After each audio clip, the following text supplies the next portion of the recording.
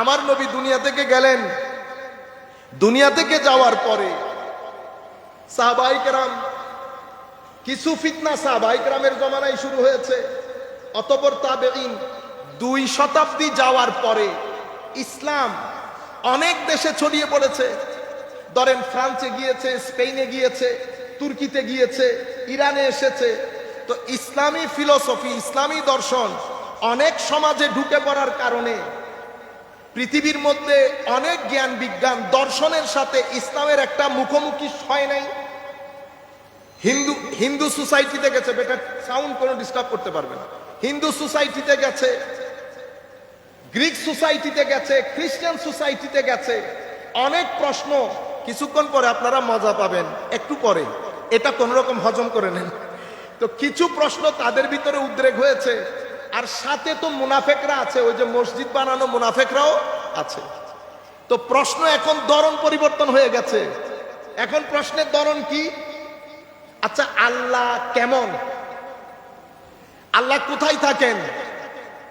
যেহেতু কোরআনের মধ্যে, হাদিসে পাকের মধ্যে আল্লাহর হাত, আল্লাহর মুখ, আল্লাহর পা, এই সমস্ত শব্দগুলো এসেছে, এগুলাকে টেনে টুনে বাতিল আকীদার লোক, বিভিন্ন দর্শনের লোক, মুনাফেক লোক, তারা এগুলা টেনে টুনে মুসলিম সোসাইটির মধ্যে ঢুকানো শুরু করেছে। আল্লাহর হাত আছে, আল্লাহর শরীর আছে, আল্লাহ উঠে, আল্লাহ বসে। আপনারা বুঝতে পেরেছেন? এই আস্তে আস্তে ঢুকা শুরু করেছে। প্রশ্নগুলো মুসলমান উলামায়ে কেরামের কাছে আসতেছে, আপনারা বুঝতে পারতেছেন? এরপরে আচ্ছা, তকদির, আমি যে চুরি করব, এটা আল্লাহর তৌফিক না হলে তো আমি চুরি করতে পারতাম না। তাইলে বোঝা যাচ্ছে, হ্যাঁ, চোররে বলো চুরি করো, গৃহস্থরে বলে ধরো ধরো, এটা মুসলমান আকীদা না। কিন্তু আপনারা গানে গানে বলতেছেন সেটা। ঠিক আছে, এটার মূল বিষয় হচ্ছে আমাদেরকে আল্লাহ কিছু কাজ করার জন্য বাধ্য করেন। হযরতে ফারুক আজমের কাছে এক ব্যক্তি এসে, যেহেতু সে চুরি করেছে, তাকে শাস্তি দেওয়া হবে।